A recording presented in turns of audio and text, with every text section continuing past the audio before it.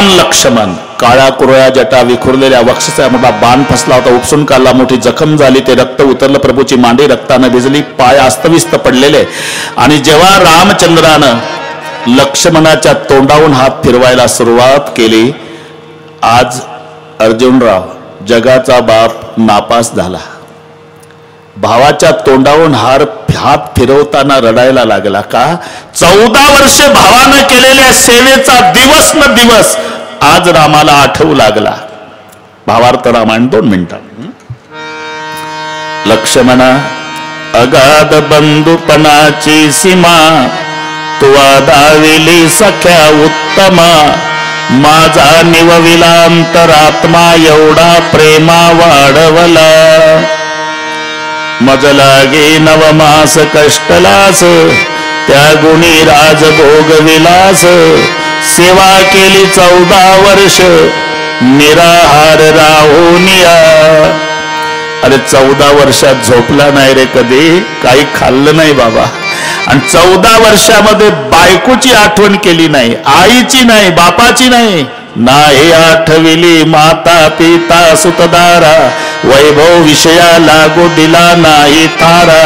इंद्रिय चित धैर्य पुरा, ऐसा बंधू दुर्लभ. लक्ष्मणा,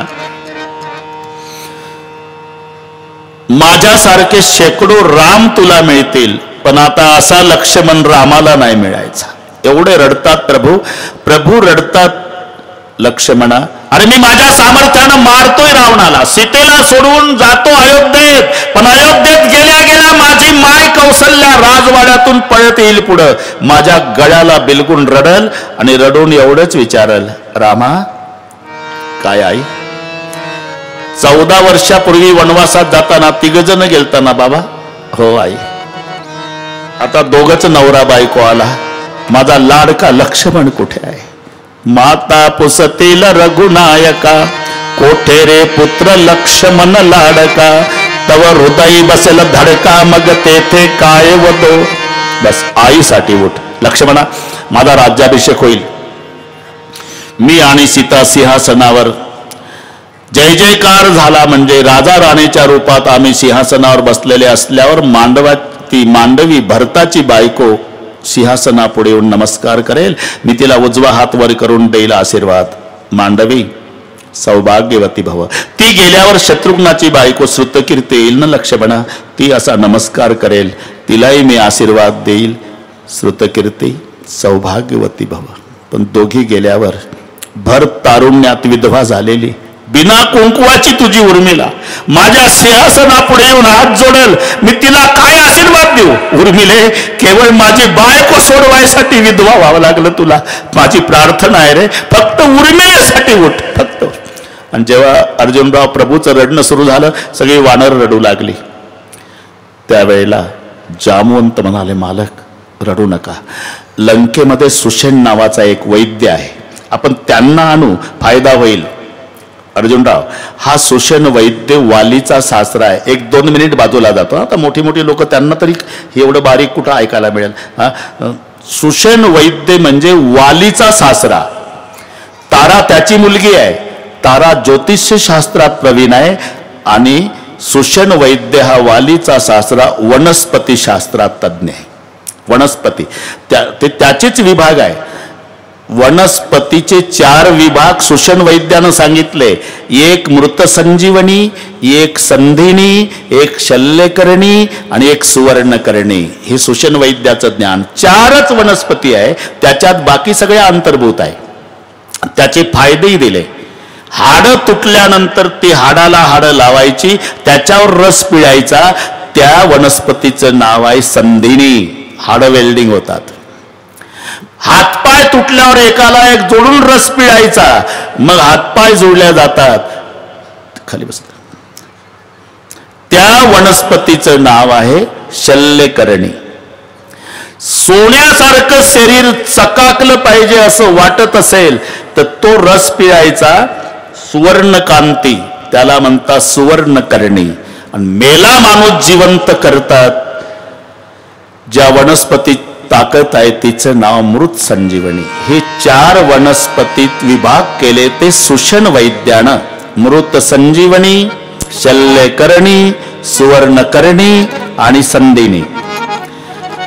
तो लंकेतला नाही अर्जुनराव, पण रावणाची पद्धत होती, चांगला दिसला की उचललाच आणि तिथं आपल्या गावात नेऊन त्याला बंगला द्यायचा, नोकर चाकर ठेवायचे. आता वनस्पती तज्ञ होता, राक्षस मेला की आपल्याला जिवंत करायला याचा फायदा होईल, तिथं नेलता त्यानं. नाही तो हाय तो वालीचा सासरा, हे नाते गोते नीट लाईक. कौन जाएगा, हनुमानजी उड्डाण करतात. जय श्रीराम. सुषण वैद्य झोपला होता. अर्जुनराव रात्रीचे 9 वाजले होते. हनुमानजीने विचार केला, या डॉक्टरला जागा केला तर डॉक्टर पहिला कायदा सांगणार आहे की पलीकडच्या पार्टीचं कोणी मेलं तरी आम्हाला औषधोपचार करायला येता येत नाही. आमच्या सरकारचा कायदा असा, डॉक्टर कायदा सांगेल त्यापेक्षा बिछाण्यासहित डॉक्टर उचलायचा आणि तिथं गेल्यावर याचा कायदा बघू. म्हणून वाकले मारोतराव पलंगासहित सुषण वैद्य उचलणार. डोक्यात आलं घोटाळा होईल, हा म्हणणार आहे तिथं गेल्यावर आपने बहुत जल्दबाजी की, पूरी दवा आहे तो घर में रह गई. त्या कपाटात राहिलं गोळ्याचं पॉकेट, तिथं राहिलं इंजेक्शन, तिथं याच्यात हेलपाट्यात रात्र जाईल. म्हणून दवाखान्यासह डॉक्टर उचलावा, काही राहिलं म्हणाला नको. म्हणून अर्जुनराव ग्रह समेत लायो तुरंता, घरासह वैद्य आणला. तपासलं, मालक तुमच्या बंधूला काय झालं हे कळतं मला. अडचण काय आहे? अडचण औषध आमच्याकडे नाही, मी लिहून देतो, तुम्ही घेऊन या. हे तेव्हापासूनची हे डॉक्टर की लक्षात घ्या. सुषण वैद्याचं सांगतो हे तेव्हापासून. डॉक्टरने लिहून देणे, रोग्याच्या नात लगानं घेऊन येणे. पण अडचण काय? ती मिळते कुठं? द्रोणागिरी, फक्त द्रोणागिरी. आणि एक अडचण पुन्हा आहे मालक, सूर्योदयाच्या आत औषध इथं आलं तर फायदा. कारण पहिलं किरण सूर्याचं पडलं की ती वनस्पती मृत अवस्थेत. ते हे ज्ञान सुषण वैद्याचा अर्जुनराव. एक्सपायर डेट फेकून द्यायच्या गोळ्या. मग पण ते अर्जाना रामाचा भाऊ तपासला, तो डॉक्टर काय साधा असेल का? सूर्याचं पहिलं किरण पडलं की वनस्पती मृत अवस्थेत. म्हणून आपण ते तारीख संपली की गोळ्याचं पॉकेट फेकून देणे, त्याचा फायदा नाही होत. तसंच आहे हे. कौन जाएगा, पुन्हा हनुमानजी उड्डाण. जय श्रीराम. प्रभु हनुमान सूरज निकलने के पहले आना, सूरज निकलने के पहले नहीं आया तो जिंदा नहीं मिलेगा. लखन के जान खतरे में, हनुमान सूरज निकलने के पहले आना. हनुमान जी बोले चिंता मत करो भगवान, मैं आने के पहले सूरज नहीं निकलेगा. बरोबर आहे का हे? मी जालन्याच्या स्टँडवर गेल्याशिवाय एसटी हालणार नाही. तू कोण लागला? एसटी हालायच्या आधी स्टँडवर जाईल म्हणणार. तसं हनुमान जी मैं सूरज निकलने के पहले आऊंगा नाही म्हणत, मैं आने के पहले सूरज नहीं निकलेगा. कैसी बातें करते हो हनुमान? सोच समझ के बोलता भगवान.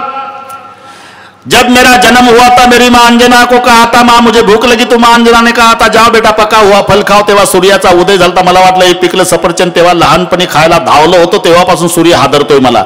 आता मला महिना लागू द्या मालक, सूर्य माझ्या नादी लागणार नाही. मैं आने के पहिले सूरज नाही निघला. जाओ बाबा जाओ. आता हे गुप्त हेरा करवी रावणाला कळालं. रावणानं प्रतिबंध करण्यासाठी काल नेमीचं नियोजन केलं. काल नेमी साधूच्या वेशात, काल नेमी वेळ कमी, तरी पण एक 5 मिनिट.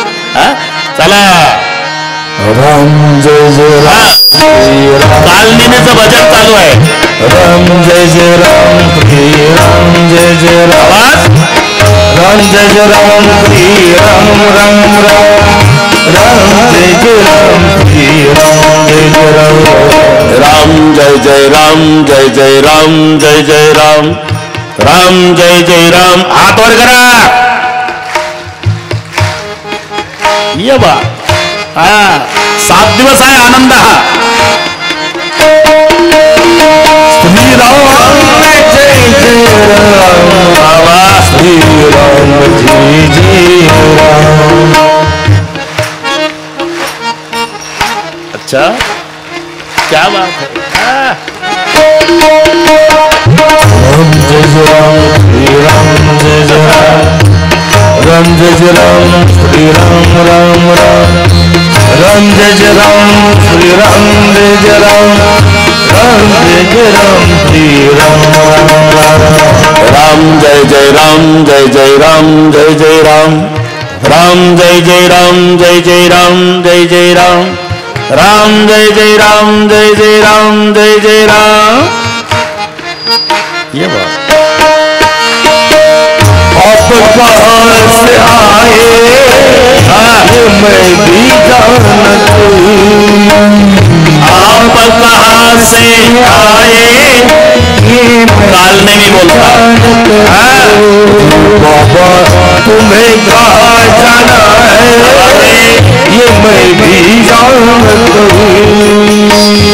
तुम्हें कहाँ जाना है मैं भी जानत हूँ। लक्ष्मण को शक्ति लगी है ये मैं भी जानत हूँ।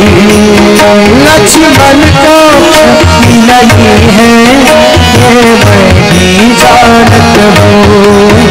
मैं सुशेन ने भेजा है ये मैं भी जानत हूँ। मैं सुशील ने भेजा है ये मैं भी जानत हूँ। और बहुत दूर से तू आयो रे बटियो, बहुत दूर से तू आयो रे बटियो। बदले तीसरा राम जय जय राम जय जय राम जय जय राम राम जय जय राम जय जय राम जय जय राम राम जय जय राम जय जय राम जय जय राम जय जय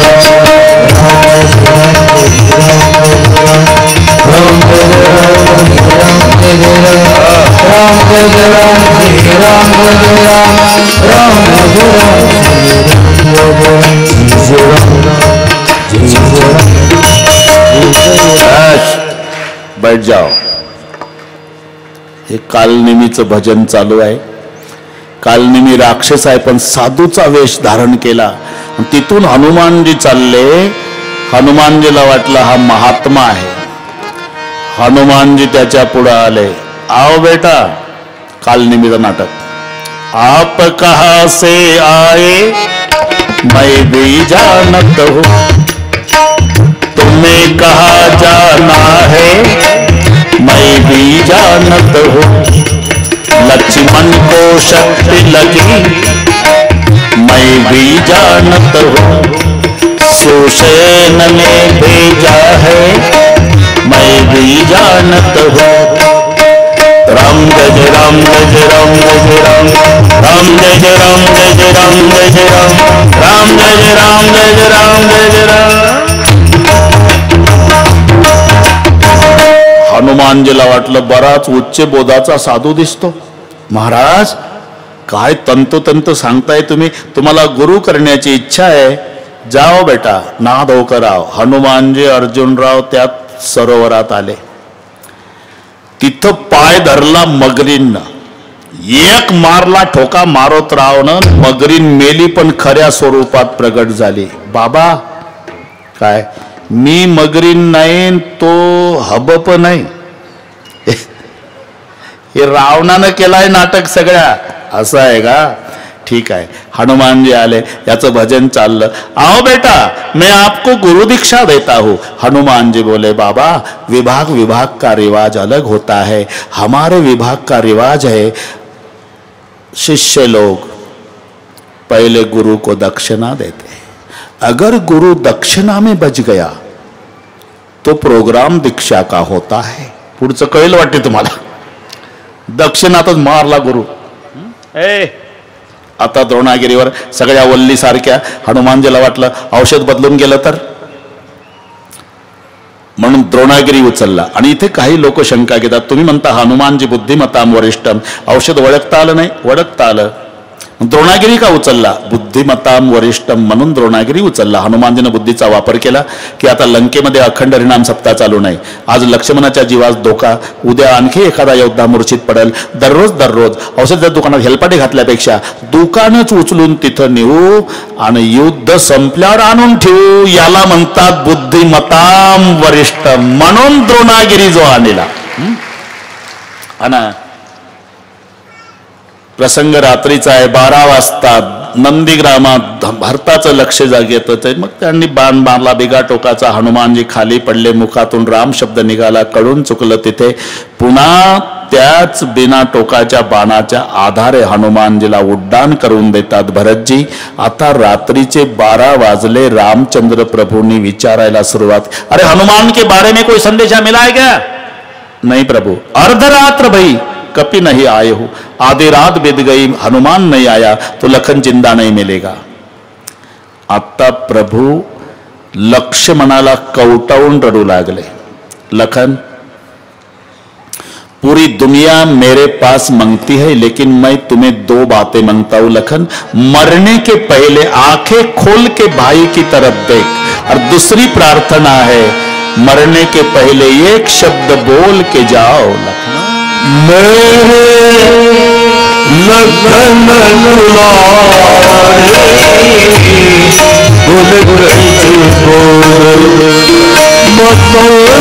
भैया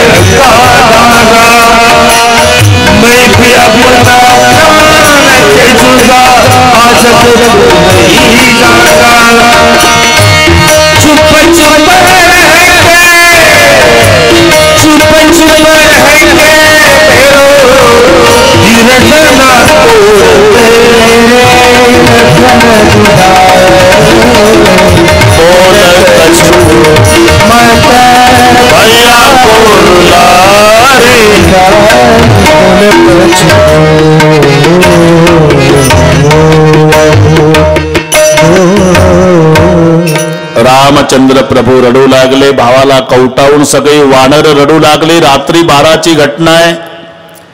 अर्जुनराव, करुण रसात वीर रसाचं आगमन व्हावं असा वरुण आवाज हनुमानजीचा. जय श्रीराम. वानर नाचू लागली. प्रभूजी प्रभूजी रोना नाही, हनुमानजी आए है. आनंद आवरेना सर्वांना. आणि त्या वल्लीचा रस सुशन वैद्यानं लक्ष्मणाच्या मुखात पिळला. हनुमानजी एकटेच चिंतेमध्ये आहे.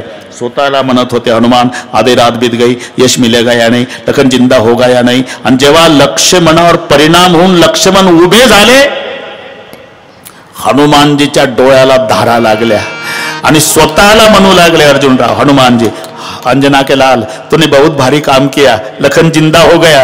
हनुमान, चांद सूरज तक पूरी दुनिया तेरा भजन करेगी रे हनुमान, बहुत भारी काम हुआ, लखन जिंदा.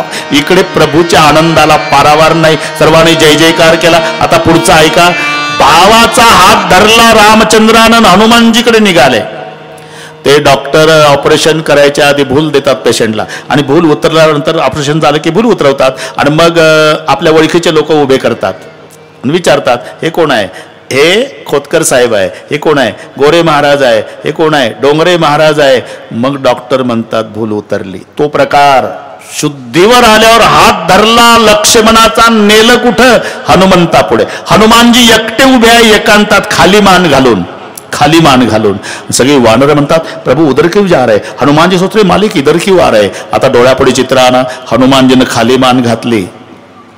रामचंद्रानं लक्ष्मणाचा हात धरला, हनुमंतापुढे उभं केलं, खाली मान घालून उभे आहे. लखन जी भैया इनको पहचानता क्या तू.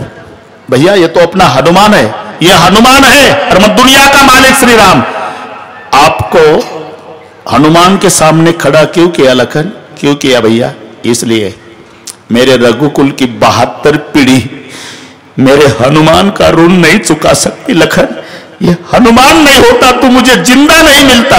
तो मैं उर्मिला जी को सुमित्रा जी को क्या मुंह दिखाता. हनुमान जी गिर पड़े चरण पर. इतना बड़प्पन क्यों दे रहे जी मालिक. सब आपकी कृपा से हुआ था जी, ये मेरा तो निमित्त था. आता हे गुप्तहेरा करवी रावणाला कळालं हनुमानजीने द्रोणागिरी आणले, लक्ष्मणजी सजीव झाला.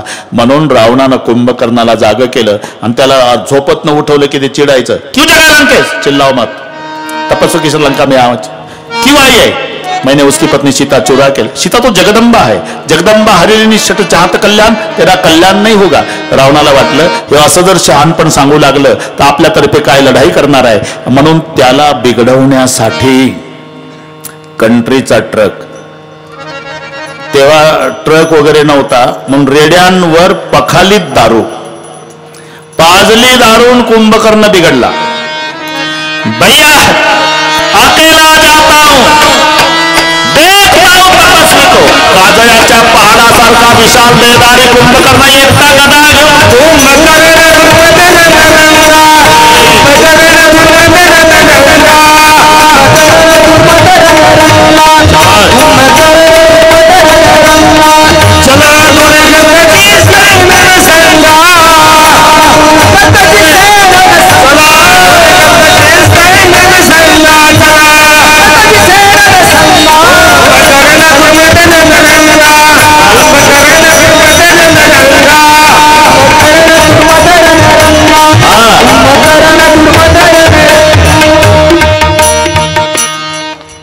काजळ्याच्या पहाडासारखा विशाल देहधारी कुंभकर्ण जेव्हा मैदानात आला. रामचंद्राने बिभीषणा तो कोण आहे. माझा भाऊ. एकटाच आला. तो एकटाच येतो मालक. अकेला पूरी सेना को काफी है तो क्या किया जाए. बिभीषणच रडू लागला. अरे का रडतो. खोतकर साहेब बिभीषणानं जे उत्तर दिलं, प्रभू दारोड्या आहे, मांस खाणार आहे, दुराचारी आहे, सगळे अवगुण मला माहिती आहे, पण भाऊ आहे, भाऊ आहे. एकच इच्छा आहे, या जन्मी माझ्या भावासोबत शेवटचं बोलायचं आहे. देता परवानगी. जाओ. तर हे नीट ऐका प्रसंग. आता बिभीषणजी लढाईच्या आधीची गोष्ट. कुंभकर्णा पुढे आला मैदानात. कौन है भाई. मैं आपका भाई भैया बिभीषण. अभी भी जिंदा है क्या रे. रामचंद्र ने अपनाया करके जिंदा हो. शर्म नहीं आती. किस बात की भैया. अरे आपको भाई का नाता मालूम नहीं. भाई भाई की पूजा होती है. अपने भाई का त्याग करके तपस्वी किसी में गया तो धिक्कार आहे तेरा. मला नातं चांगलं माहिती आहे दादा. मग का गेला तपस्व्याकडे. मी पारमार्थिक आहे. माझ्या भजनाला विरोध करणारा भाऊच काय दादा. माय बापाचा त्याग करेल. हे ऐकलं ना खोतकर साहेब. एवढा दुराचारी कुंभकर्ण भावाच्या गळ्याला बिलगुन रडला मैदानात कुंभकर्ण. आणि शब्द निघाले, धन्य धन्य ते धन्य बिभीषण, भयउत्तात निशिचर कुलभूषण.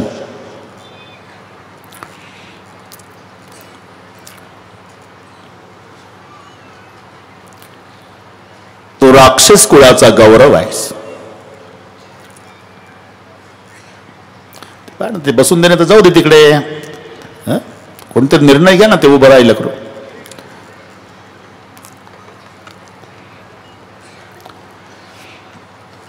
भयउत्तात निशिचर कुलभूषण. आता हे महत्वाचा मुद्दा लक्षात घ्या. बिभीषणा जन्मभर दारू प्यालो. या जन्मीची आपली शेवटची भेट. जन्मभर दारू प्यालो, मांस भक्षण केलं, अर्ध्याच्या वर आयुष्य झोपेत गेलं आणि तू आमच्या वाड्यात रात्रंदिवस भजन केलं. तुझ्यासारख्या सत्पुरुष भावाला या दारोड्यानं काय सांगावं रे. पण एक विनंती आहे. बोला दादा. तुझ्या देहात शेवटचा श्वास आहे तोपर्यंत श्रीरामाचं भजन सोडू नको. जा याला म्हणता सलाह लेना भाई की चाहे बैर हो. आणि मग युद्धाला प्रारंभ झाला. घनघोर लढाई. कितीतरी वानर मारली कुंभकर्णाने. शेवटी 3 बाण सज्ज केले प्रभूंनी. 2 बाणाच्या द्वारा 2 भुजा उडवल्या. एका बाणाने शिरच्छेद. कुंभकर्ण मरता मरता अनेक वानर मारून मेला. अतिकाय मेला, अकंपन मेला, दुर्मुख मेला, 2 मोचन, मोठे मोठे सेनापती सगळे संपले. इंद्रजिताने यज्ञ केल्याचा सुगावा लागला जेव्हा लक्ष्मणजी समवेत सगळे त्या डोंगराच्या दरीमध्ये रथ निघायला सुरुवात झाली होती. अमंगल द्रव्ये टाकून यज्ञाचा विध्वंस केला. त्याच डोंगराच्या दरीमध्ये युद्धाला सुरुवात झाली. लक्ष्मणाच्या हातून इंद्रजिताचा नाश झाला. आता एकटा रावण आहे.